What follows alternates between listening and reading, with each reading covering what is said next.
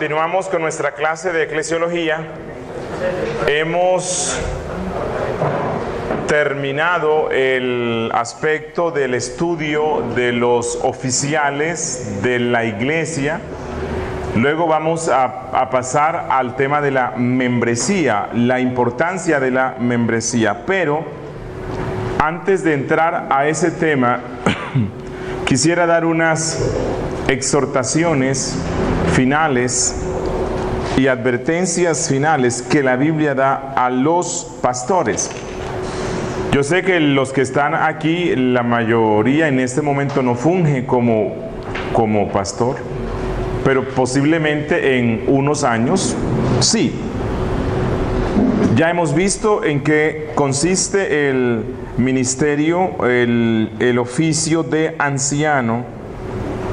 Y la Biblia da muchas recomendaciones, instrucciones y exhortaciones a los mismos. No voy a ir a todas las exhortaciones que la Biblia da. Les animaría a que estudien las cartas pastorales, donde ustedes van a aprender muchos principios de cómo es que se desarrolla este ministerio, las responsabilidades que se tiene. Pero sí quiero ir a dos textos fundamentales. Uno es Hechos capítulo 20. Hechos 20, el discurso de despedida de Pedro a los ancianos. Es un discurso que está lleno de muchas enseñanzas y exhortaciones importantes para el ministerio de los ancianos. Dice en el verso 17, enviando desde Mileto a Éfeso, hizo llamar a los ancianos de la iglesia y cuando vinieron a él les dijo: vosotros sabéis cómo me he comportado entre vosotros todo el tiempo. El comportamiento de un anciano es algo fundamental que afirma o descalifica o quita confianza en su ministerio. El comportamiento de un pastor debe ser transparente, que todo el mundo pueda verlo, que él no tiene nada que ocultar, que no tiene una agenda oculta. Y su comportamiento, el comportamiento de un pastor es descrito desde el verso 19. Dice: sirviendo al Señor con toda humildad y con muchas lágrimas. El pastor es consciente de que más que servir a los diáconos, más que servir a la iglesia misma, su servicio es más excelso. Él sirve a Cristo. Y como sirve a Cristo, él no es de los que vende la fe o vende los principios simplemente porque quiere continuar trabajando o porque no quiere perder el empleo. Si toda la congregación se va contra él, en su contra, porque él está predicando la palabra fielmente, entonces como él sirve a Cristo, aunque le duele que la iglesia actúe así, él no vende los principios bíblicos. Se mantiene firme en lo que él sabe que Dios dice.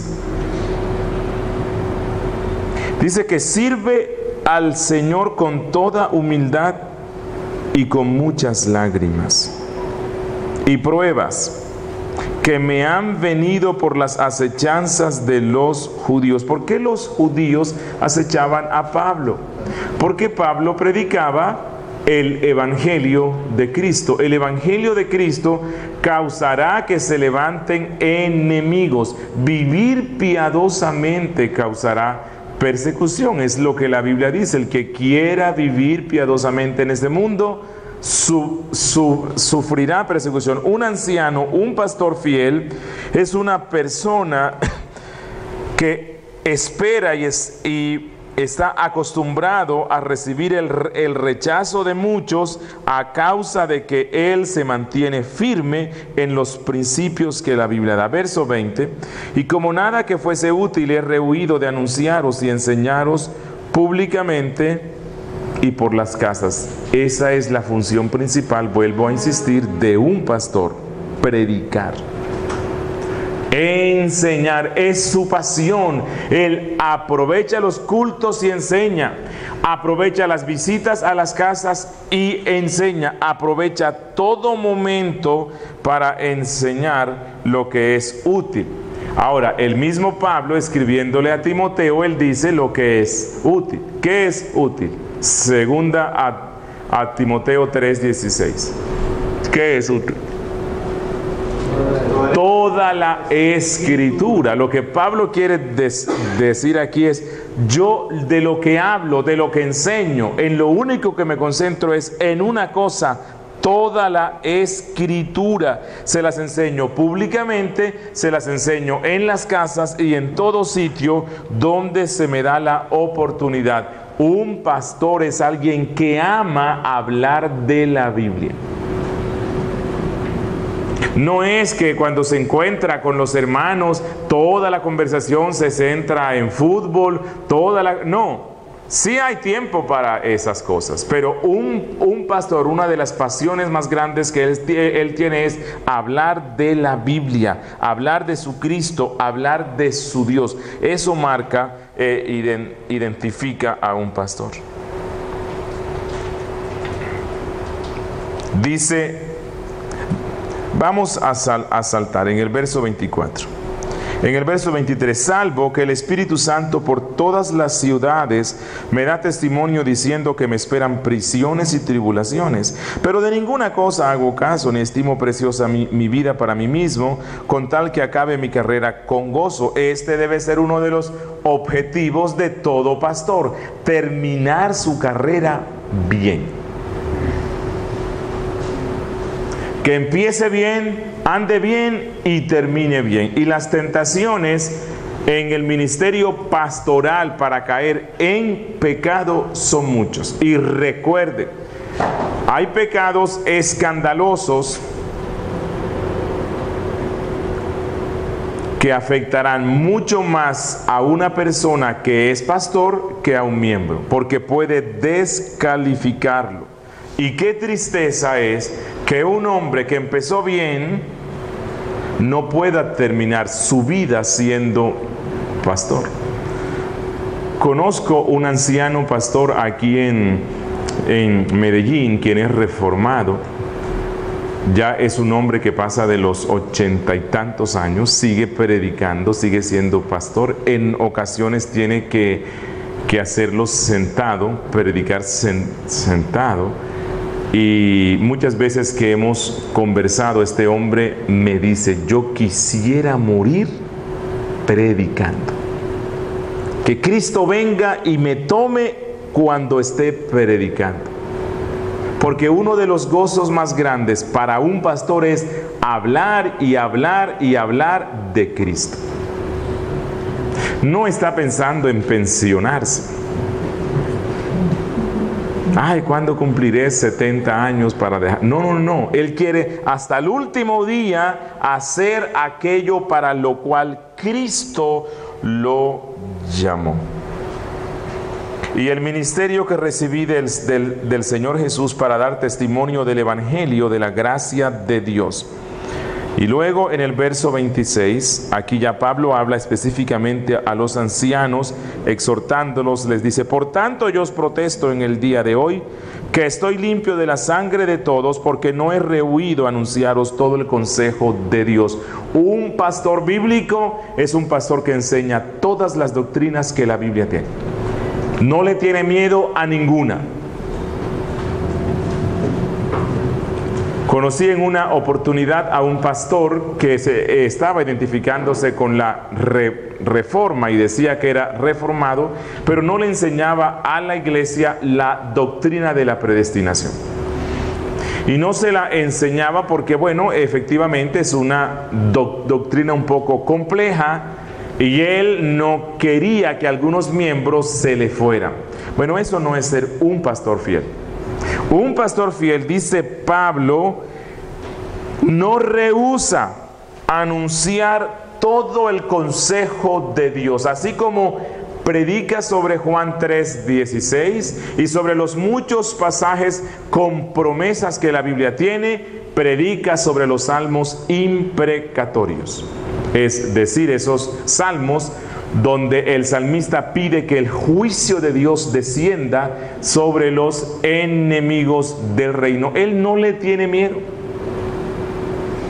Predica del Apocalipsis, no es el libro más sencillo, pero él no le tiene miedo. Él habla del amor de Dios, habla de la ira de Dios, habla de la salvación por gracia y predica de la ley.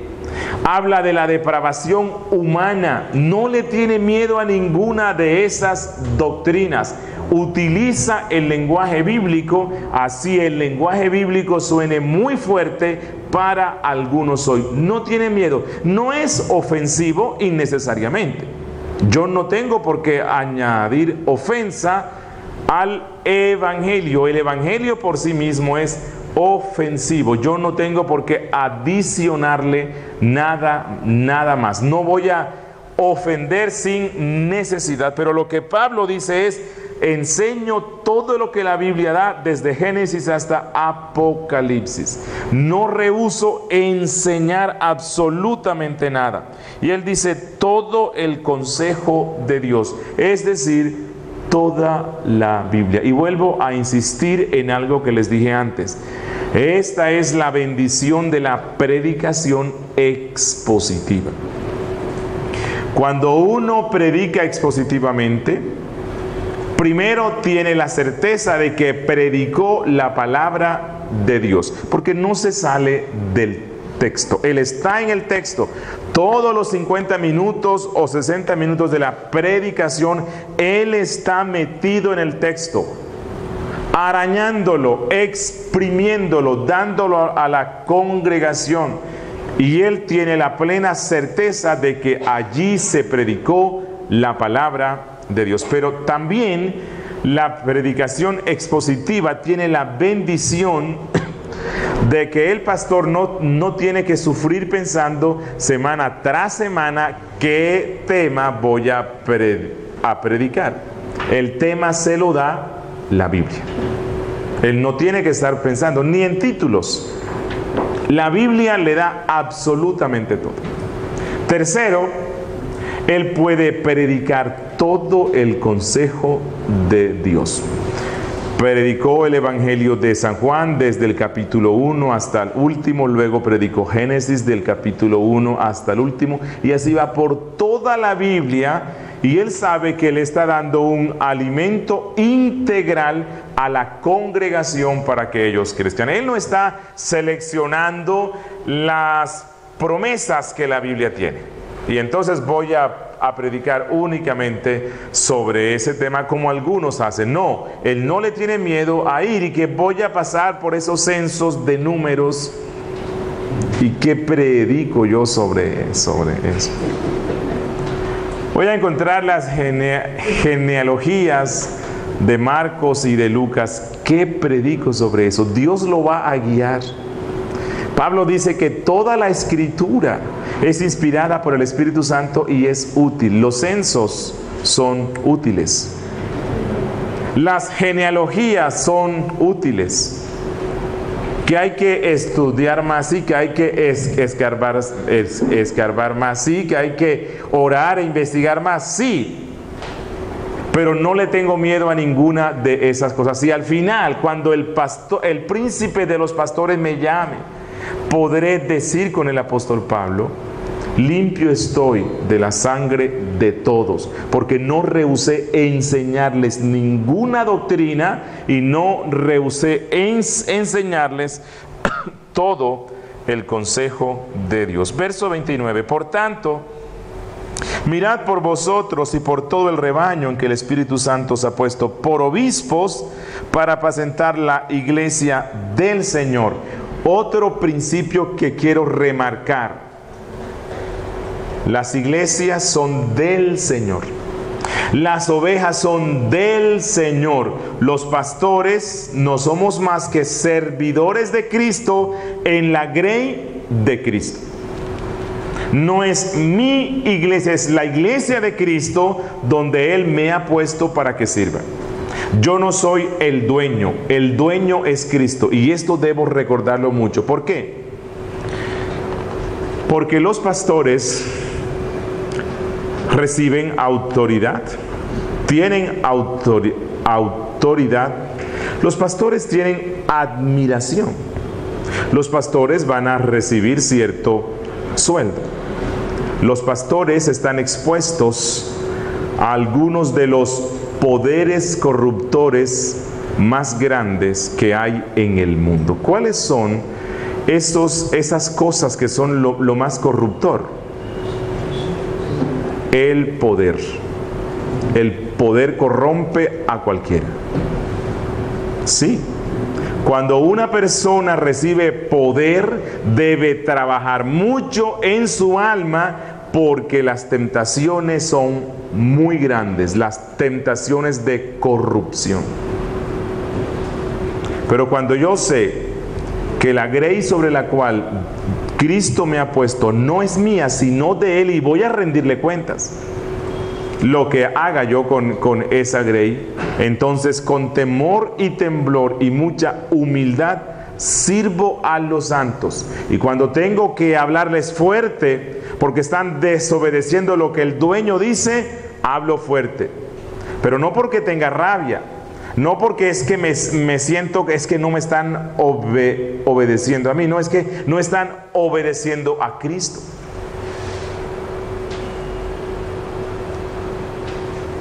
Otra cosa corruptora es el dinero. Santiago mismo dice eso.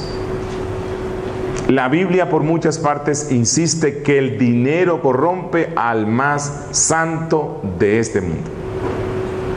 Esa es una de las razones por las cuales creo yo que en Hechos los apóstoles dicen: mire, no nos pongan a estar manejando dinero. Las tentaciones son grandes. Un pastor debe concentrarse en predicar, orar, y no tiene por qué estar administrando plata, y menos cuando es un monoobispado, porque la tentación de corrupción es muy grande. Y esa es una de las bendiciones cuando hay una pluralidad de ancianos. No hay un solo hombre que es el que toma las decisiones sobre el tema de las ofrendas. Otra forma de corrupción con el tema del dinero es que existe la tentación que cuando el pastor sabe que un hermano, unos 2, 3, 4 son los que más diezmos dan, en él está la tentación, uno, de acercarse más a ellos, de servirlos más, y antes de tomar cualquier decisión, ver si estos 4 están de acuerdo con la decisión. Si no, él no se mete en el lío porque no quiere perder a estos 4. O cuando van a tomar una decisión, la influencia de estos 4 pesa mucho.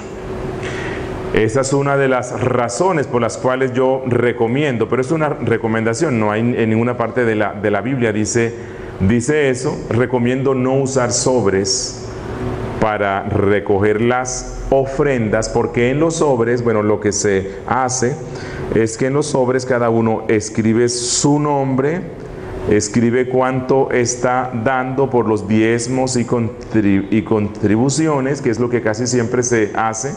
Y entonces, bueno, el miembro que da más, él sabe que el pastor se entera, ¿no?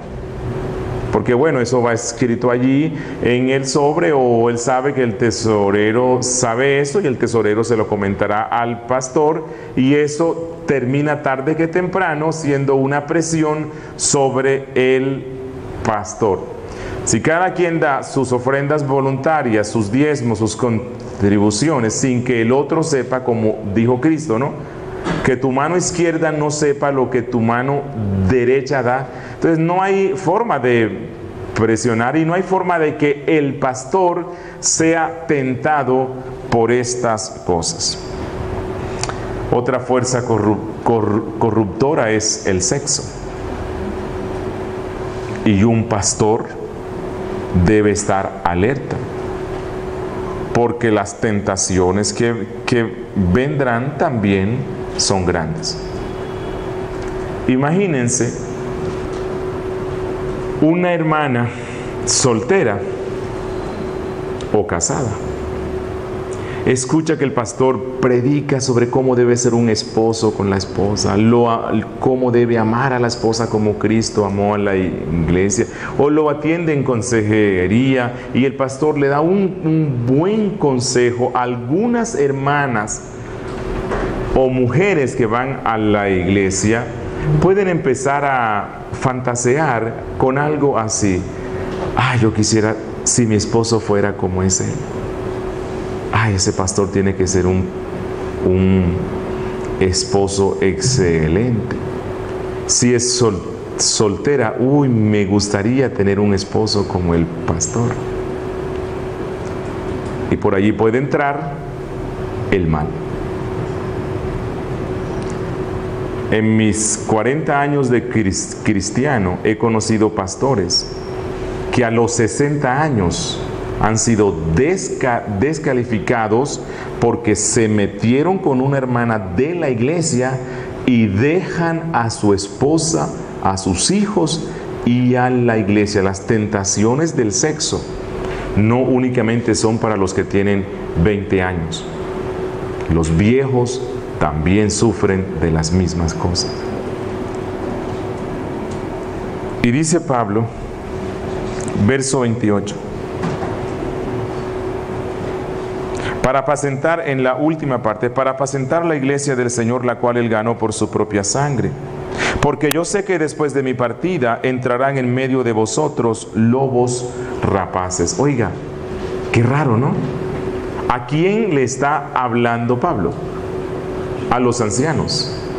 Y él dice, porque yo sé que en medio de vosotros, en medio de los ancianos, entrarán lobos rapaces que no perdonarán al rebaño. Es decir, dentro de los ancianos y los pastores pueden estar lobos rapaces,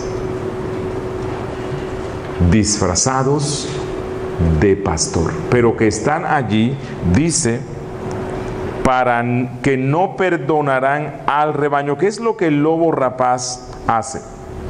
Con las ovejas se las comen. Cristo dijo que Él, como el buen pastor, nos da ejemplo y que el buen pastor su vida da por las ovejas. Con el lobo rapaz sucede lo contrario. Las ovejas dan su vida por el falso pastor. Y eso es una de las formas de conocer a los falsos pastores. En vez de ellos darse y entregarse a la iglesia, exigen que la iglesia saque de donde no tiene para que él viva bien. Eso es un lobo rapaz. Y Pablo está diciendo, entre ustedes, oiga, ancianos que ordenó él. Ni siquiera son de los ancianos que hoy mismo se autonombran. No. Estos ordenados por Pablo se supone que cumplen con todas las cualificaciones, pero algunos son especialistas en falsificar estas cosas. Y falsificando esto engañan, como Judas. Judas, quien estuvo en la iglesia cuyo pastor directo y personal era Cristo. Bueno, Cristo sí lo conocía, pero los apóstoles no lo conocían. Es más, cuando Cristo dijo, uno de ustedes me entregarán, y prácticamente les dijo, oigan, es Judas. Sí, porque él se los dijo así. No lo vieron así. Ellos pensaban que tal vez Cristo decía otra cosa, pero Judas, ese hombre tan santo, ese hombre tan pío, mire, nosotros en nuestra mente pensamos en Judas como un hombre, bueno, como nos lo presentan en la televisión, ¿no? Con un rostro bien feo, como una persona que tiene cara como de brujo, pero no tuvo que ser así, porque los apóstoles durante 3 años consideraron que era un miembro muy digno. Bueno, un tesorero en las iglesias no se escoge así como quién quiere serlo, ¿verdad? Sino que hay un proceso porque necesitamos que sea alguien honrado, honesto, y Judas era el tesorero de la iglesia de Cristo. Y ante todos parecía ser un hombre piadoso. Bueno, una vez cuando alguien va y le derrama un perfume en los pies de Cristo, Judas muy piadosamente dice: hermanos, ¿por qué permitís que esto pase? Esto se debió vender y darlo a los pobres. Los apóstoles tenían de Judas el concepto más alto y solamente hasta el último día fue que ellos vieron quién era él. Bueno, Pablo aquí dice que entre los pastores puede pasar eso.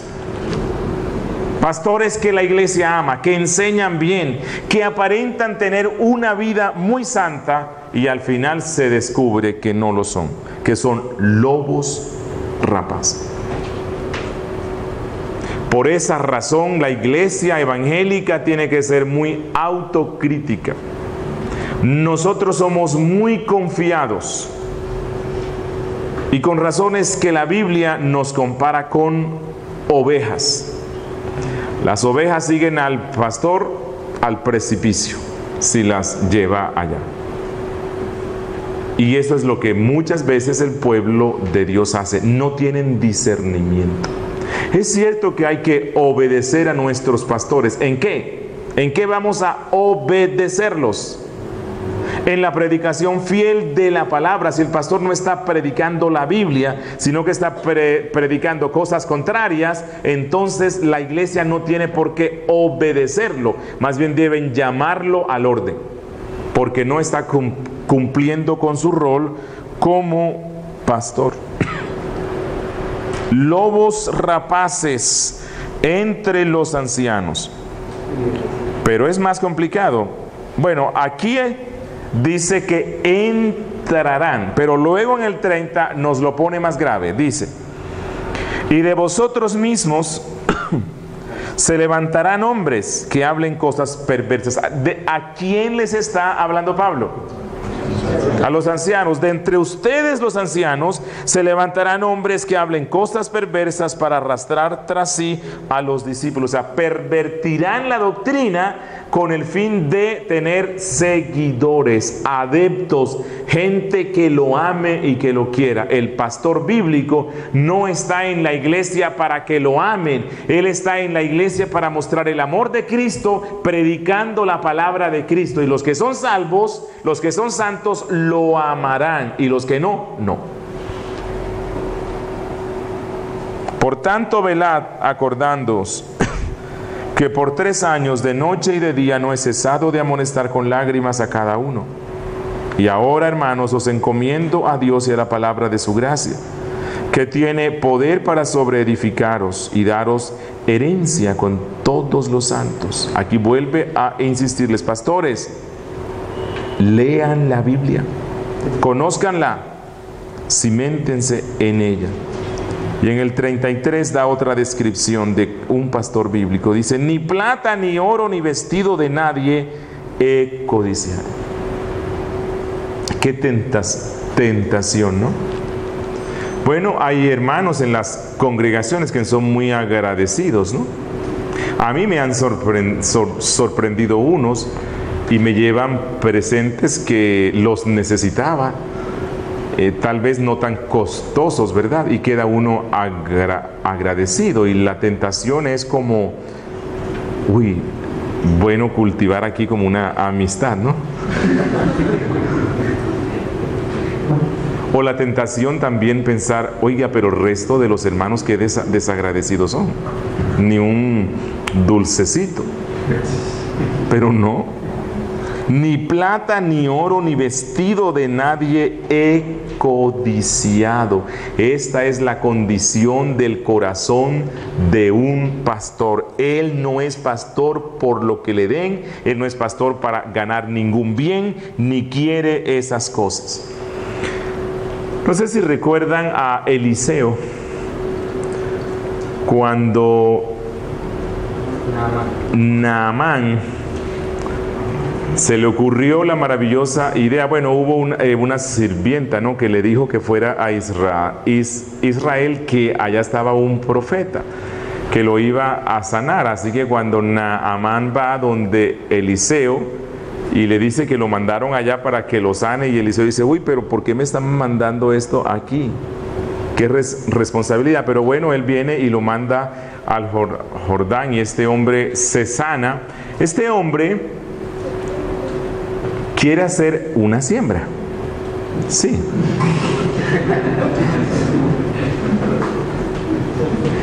Y va donde el profeta y le dice que le va a regalar oro y muchas cosas. Y el profeta dice: no me necesitas dar nada. Y por mucho que él le insistió, él no le quiso recibir.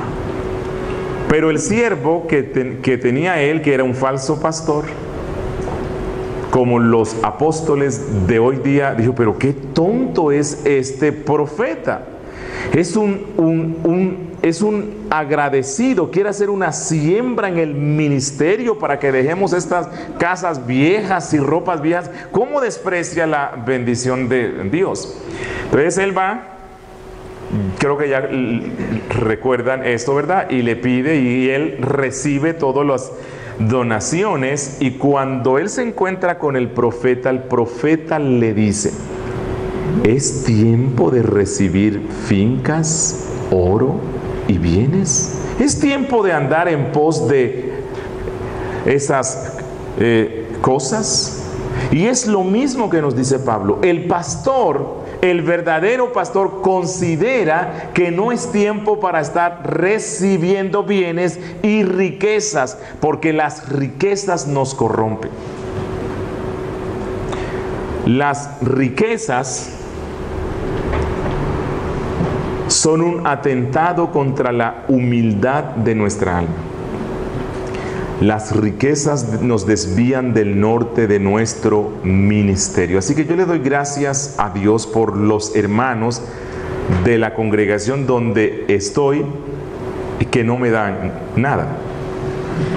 Sí, porque si me acostumbrara a que todos y cada uno me dieran algo cuando cumplo años, o cuando, y bueno, y esa es una tentación, me desagrada mucho eso cuando veo que el cumpleaños del pastor se convierte como en una fiesta muy importante para la iglesia, porque es que los pastores no estamos para eso. Yo no digo que si alguien sabe y nos quiere felicitar, bien, bueno, ya ahora con el Facebook eso ahora se convirtió en un lío, ¿no? Porque todo el mundo lo sabe.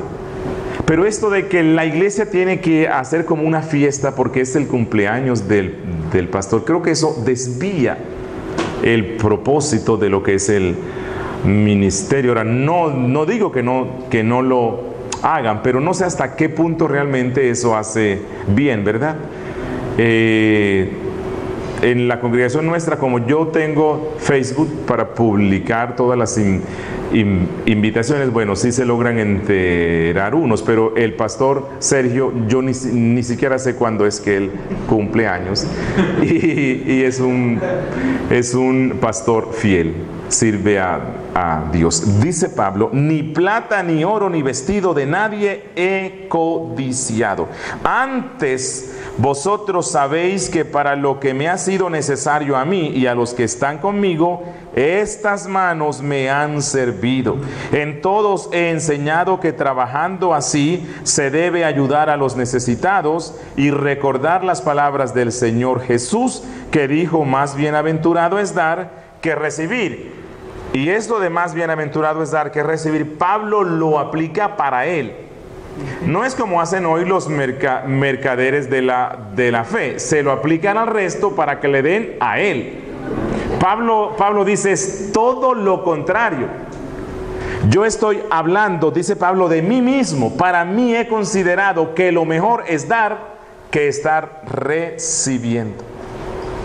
Cuando hubo dicho estas cosas, se puso de rodillas y oró con todos ellos. Dios quiera que todos los que estamos aquí, los que ya somos pastores y los que un día van a hacerlo, tengamos presente en nuestras vidas estas cosas. Si lo hacemos, vamos a ser muy posiblemente fieles pastores en la grey del Señor. Oremos. Bendito Dios, Padre nuestro que estás en los cielos, gracias una vez más por estas clases de eclesiología, por estos textos tan claros que tu palabra nos da, porque nos recuerdas estas cosas que ya conocemos y las afirmas en nuestra alma. No podemos ser fieles por nosotros mismos. Ayúdanos, Señor, a ser fieles. Queremos ser fieles. Queremos que al llegar al final de nuestras vidas podamos decir: hemos peleado la buena batalla. Hemos corrido la carrera y ahora solo nos espera la corona de gloria que tú has preparado, Señor, para los que te aman, para los que empiezan, continúan y terminan bien. Ayúdanos, Señor. Deseamos tener una buena carrera y un buen final.